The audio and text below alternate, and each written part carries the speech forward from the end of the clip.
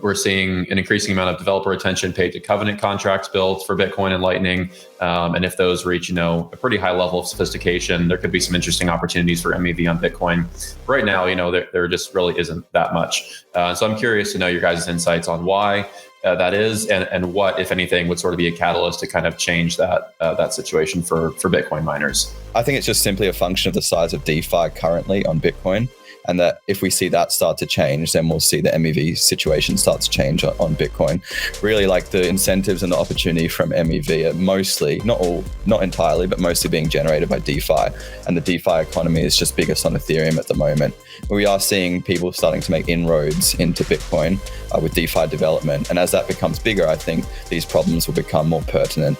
Bitcoin, philosophically, it takes a very conservative approach to a lot of these issues. So they've sort of they've pushed off a little bit of the DeFi development down the road a little bit, and I guess using Ethereum more as a testing ground to see how these issues are worked out. So I think Nathan hit spoke to it very well. I think I would also note that there's more MEV on Bitcoin than I think Bitcoiners like to acknowledge. In particular, there's a lot of griefing vectors that you can make money if you assume that you are a counterparty in a channel and a miner in the Lightning Network. So you just grief your counterparty, take a lot of their money, and I think most of that payment ends up going to the miner. There's like a bunch of different vectors where that is possible. There was a good article on this by a Lightning developer, Lisa, Nikki and I on Twitter.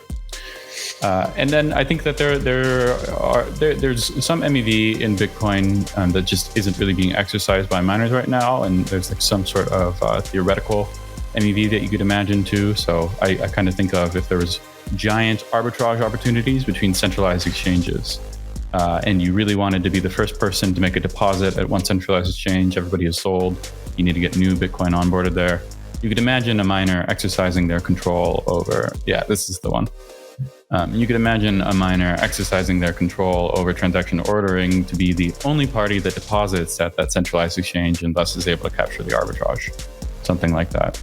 Yeah, I think actually, Robert, the Clockwork paper that you wrote had a particular, there's a section of it that gave me, I think, a decent, or a better generalized framework for thinking about MEV opportunities. And it's just that every MEV opportunity is highly context dependent, and when you have a chain like Ethereum where there is more context, there's more state that can be manipulated, you therefore will have more MEV opportunities. So in the case of Bitcoin, where you're primarily just managing transfers, and it's just UTXOs everywhere, right? There's a much simpler state surface on the chain than there is on Ethereum. And Ethereum is orders of magnitude more complex, and therefore creative people can find more interesting things to do to manipulate. That state surface might change for Bitcoin. With Ethereum, there's obviously certain changes that are happening with channel disputes, and we'll see if there are more in the future. I'm sure that people are going to keep building on Bitcoin, and maybe someday we'll see some cool new MEV opportunities arise.